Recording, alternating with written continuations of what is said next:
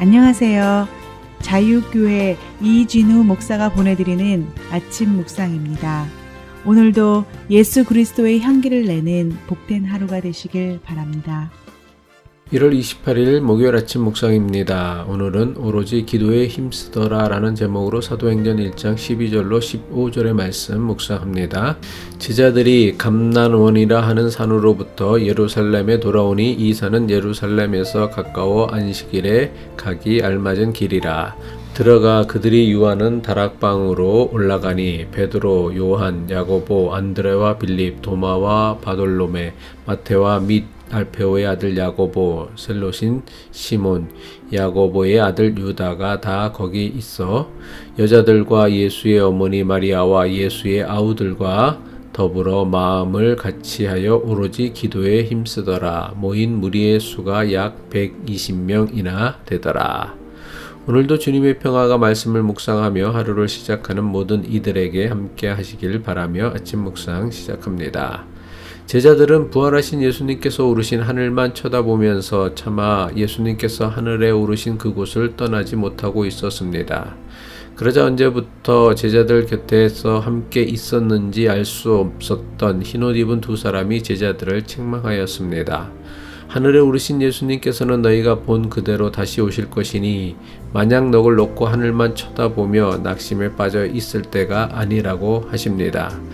하나님께서 보낸 천사라고 알려진 흰옷 입은 두 사람의 책망에 제자들은 정신을 차리고는 예루살렘으로 돌아옵니다. 사도행전 1장 12절이죠. 제자들이 감난원이라 하는 산으로부터 예루살렘에 돌아오니 이 산은 예루살렘에서 가까워 안식일에 가기 알맞은 길이라. 예수님께서 하늘에 오르신 곳은 올리브 나무가 많은 곳이라 하여 감난산이라 불리는 곳이었습니다. 감난산은 올리브산이라는 한자어 표현입니다. 제자들은 예수께서 하늘에 오르신 모습 그대로 다시 오르실 것이라는 천사의 이야기를 듣고는 즉시 감난산을 떠나 예루살렘으로 돌아온 것입니다. 예수님은 하늘에 오르기 전 제자들에게 당부하시길 예루살렘을 떠나지 말라고 하셨습니다. 사도행전 1장 4절이죠. 사도와 함께 모이사 그들에게 분부하여 이르시되 예루살렘을 떠나지 말고 내게서 들은 바 아버지께서 약속하신 것을 기다리라. 제자들이 있어야 할 곳은 예수님께서 하늘에 오르신 감난산이 아니라 예루살렘이었습니다. 예루살렘이야말로 저들이 두 발 딛고 서 있어야 할 삶의 현장입니다. 감난산에서 예루살렘으로 돌아온 제자들은 제일 먼저 무엇을 했습니까? 사도행전은 기록하기를 예수님의 제자들이 예수님을 따르던 이들과 함께 모여 오로지 기도에 힘썼다고 했습니다. 사도행전 1장 14절이죠. 여자들과 예수의 어머니 마리아와 예수의 아우들과 더불어 마음을 같이하여 오로지 기도에 힘쓰더라. 예수님께서 하늘에 오르신 감람산에서 저들이 마땅히 있어야 할 예루살렘으로 돌아온 제자들이 가장 먼저 한 일은 기도하는 것이었습니다. 예루살렘으로 돌아온 제자들은 자신들이 머물던 다락방에 예수님을 따르던 이들을 함께 모아서 기도에 열중하였습니다. 이 사건에서 우리가 반드시 생각해 보아야 할 매우 중요한 것이 있습니다. 예수님의 제자들과 예수님을 따르던 120여 명의 사람이 다락방에 모여서 무슨 기도를 그렇게 열심히 했는가입니다. 많은 교회가 성경의 말씀을 따라 열심히 기도하는 것을 강조하고 가르칩니다. 하지만 정작 무엇을 위해 그토록 열심히 기도해야 하는지는 제대로 가르쳐 주지 않습니다.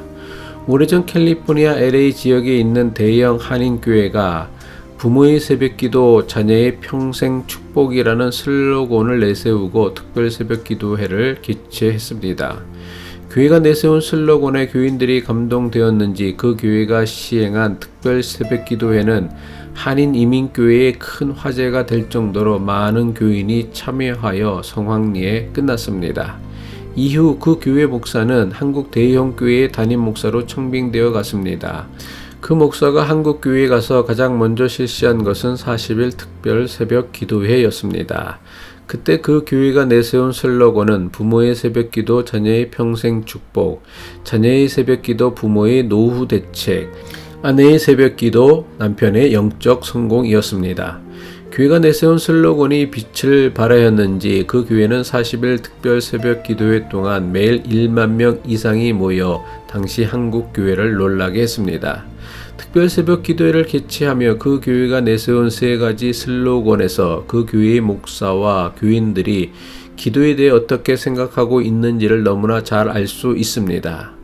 감람산에서 예루살렘으로 돌아와 마가의 다락방에 모였던 제자와 여자들과 예수의 어머니와 형제들 120여 명이 함께 모여 기도한 것은 과연 무엇이었을까요? 과연 저들도 자녀의 평생 축복, 부모의 노후 대책, 남편의 영적 성공을 위해 그토록 열심히 기도한 것일까요? 물론 사도행전은 저들이 무엇을 위해 그토록 열심히 기도에 힘썼는지는 자세하게 기록하지 않았습니다. 누가가 저들이 무엇을 위해 그토록 열심히 기도했는지에 대해 자세히 기록하지 않은 것은 굳이 저들이 무엇을 위해 기도했는지를 기록하지 않아도 누구나 알 수 있었기 때문입니다. 저들은 과연 무엇을 위해 그토록 열심히 기도에 힘썼을까요?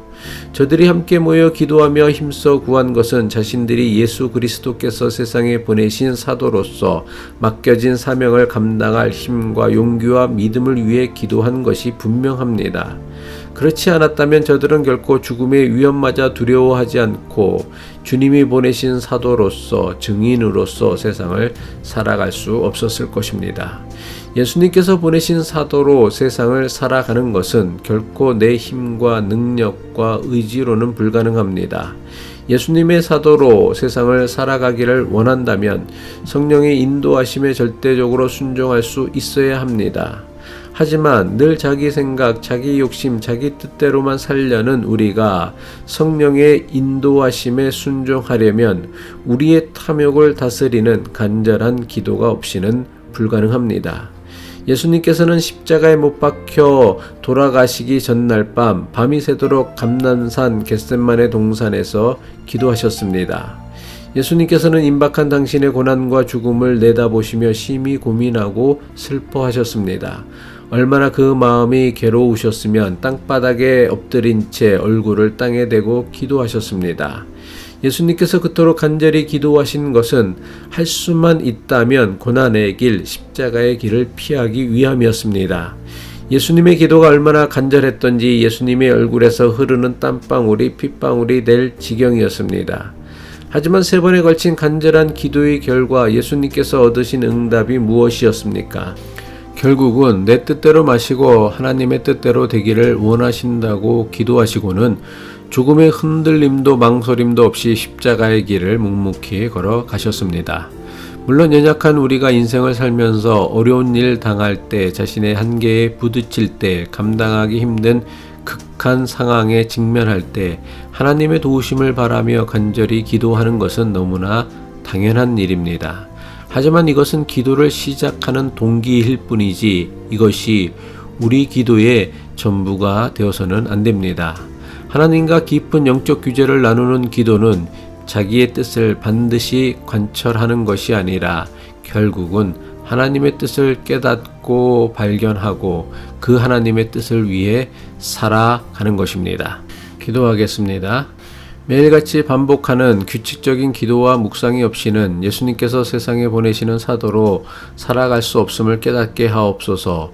겟셋마네 동산에서 기도하시던 예수님처럼 기도하는 중에 우리 기도의 내용이 변하게 하시고 우리를 향하신 하나님의 뜻을 깨달아 그 뜻을 위해 살아가는 믿음과 용기를 기도를 통해 얻게 하옵소서. 예수 그리스도의 이름으로 기도합니다.